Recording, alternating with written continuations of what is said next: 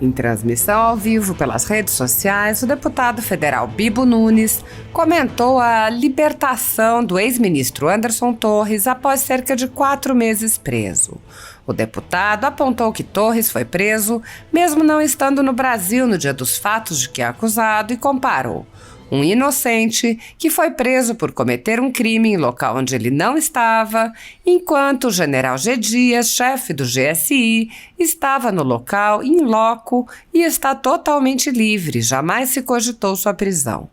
O deputado explicou que Torres foi solto, mas está sujeito a uma série de medidas restritivas que seriam destinadas a humilhá-lo. Bibo Nunes disse: "Imagine você, inocente, uma pessoa de bem, quando vê, injustamente está lá preso. Acaba sendo solto, mas contanto que fique em casa com tornozeleira.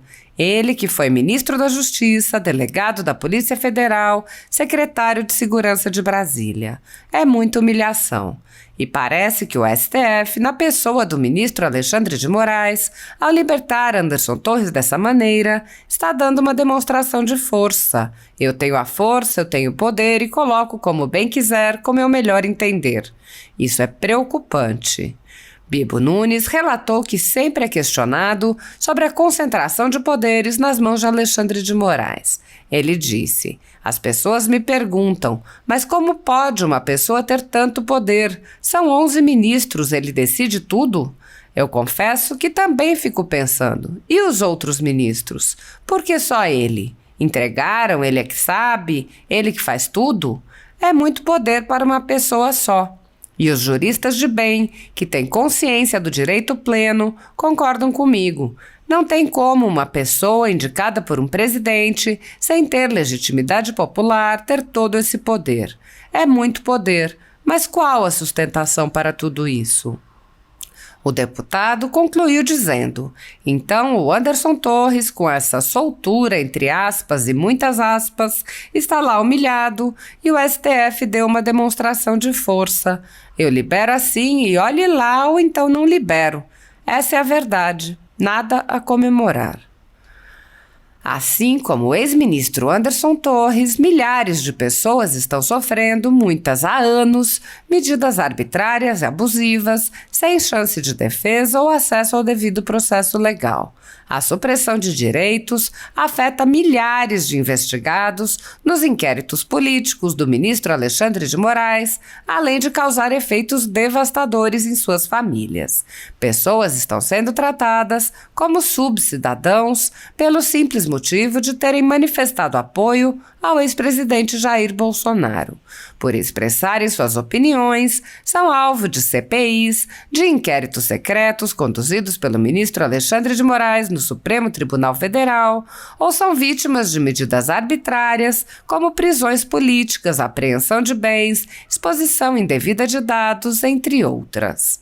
No chamado inquérito do fim do mundo e nos inquéritos dele decorrentes, já houve prisões políticas sem que houvesse sequer indiciamento das pessoas presas, imposição de uso de tornozeleira eletrônica e prisão domiciliar em endereço diferente de onde as pessoas moravam, quebra de sigilo de parlamentares, inclusive de um senador, quebra de sigilos de pessoas e empresas, inclusive de veículos de imprensa, censura de veículos de imprensa, de cidadãos e de parlamentares, bloqueio de redes sociais, de jornalistas, veículos de imprensa, cidadãos e parlamentares, buscas e apreensões em empresas, residências de familiares e gabinetes de parlamentares, bloqueio de contas bancárias, inclusive de jornalistas, parlamentares e de pessoas que sequer são investigadas, proibição de contato entre pessoas que muitas vezes nem se conhecem,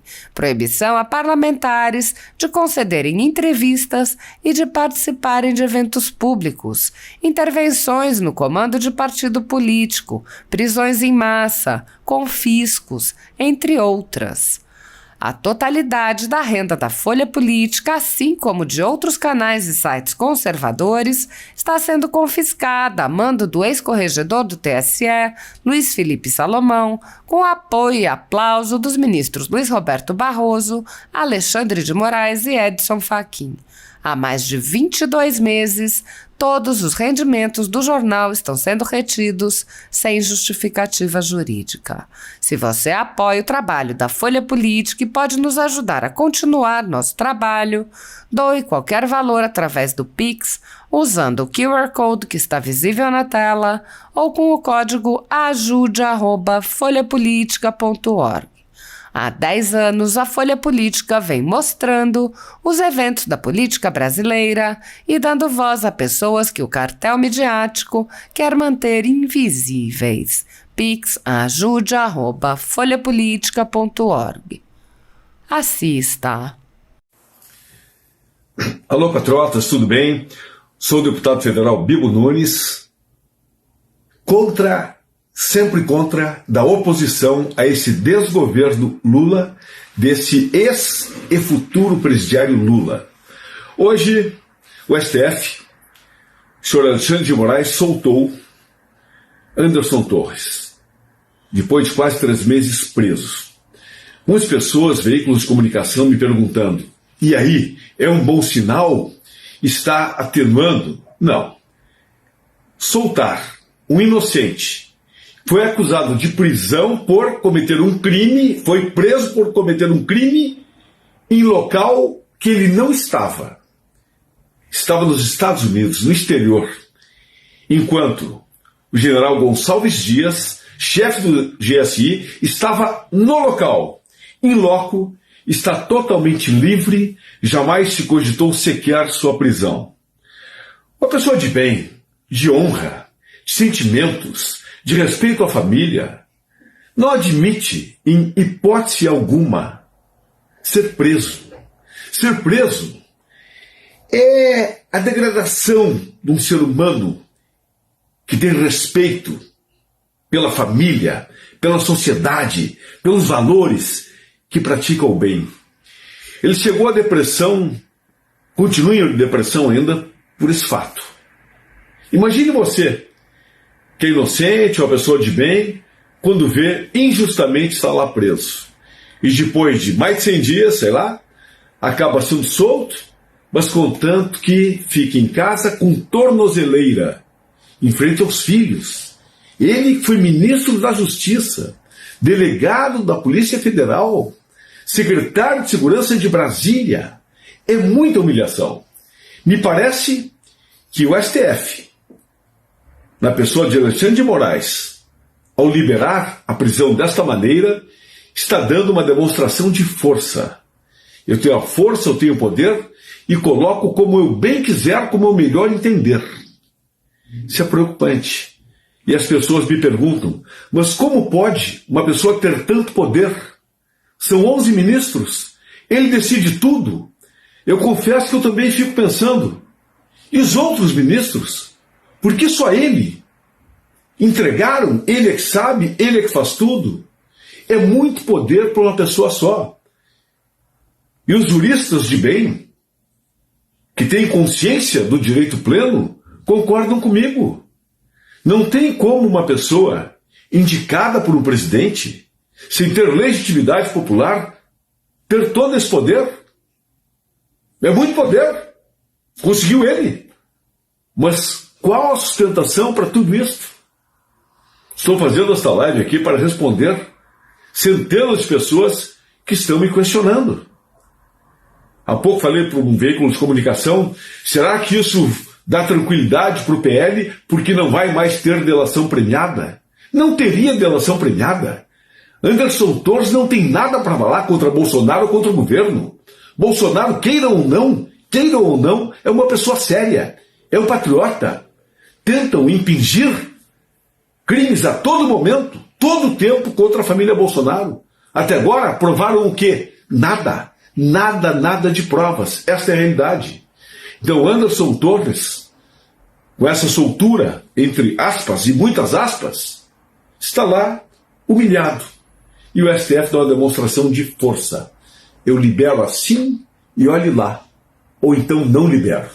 Essa é a verdade. Nada a comemorar. Abraço.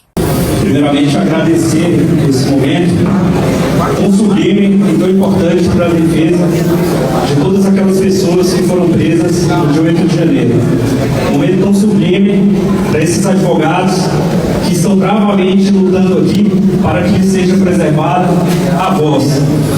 Advogar nada mais é do que emprestar a voz àquele que não a tem. Nesse momento, nós, como advogados constituídos, nos autos desses inquéritos que têm sido inaugurados diante do Supremo Tribunal Federal, nós temos sido calados.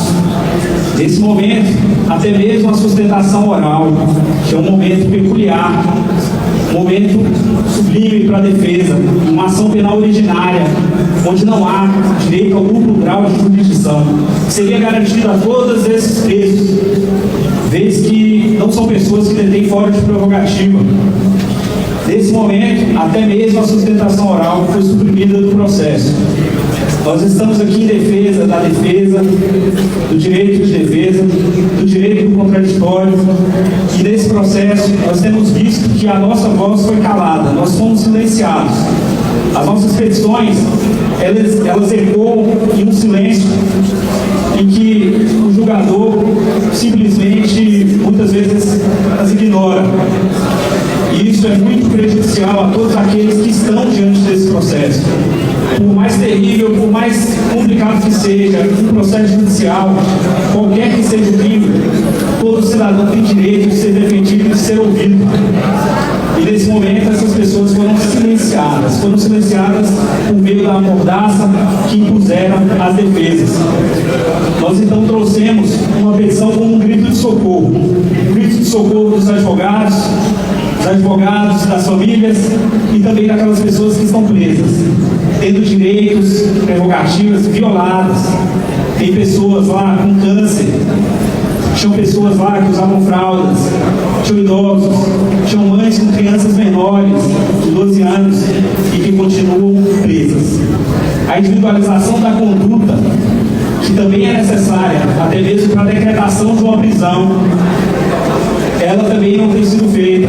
Nós temos ali casos de denúncias genéricas, denúncias que simplesmente replicam uma imputação de fato a uma pessoa ou a outra.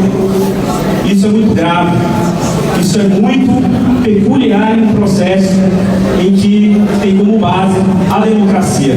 O devido processo legal precisa ser preservado.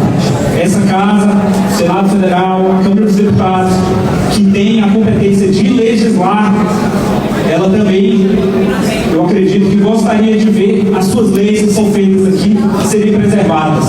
E é por isso que o Código de Processo Penal determina que pessoas cuja imputação não alcança um crime que é apenado com pena superior a 4 anos, ela não poderia ser presa preventivamente da forma que tem sido feito.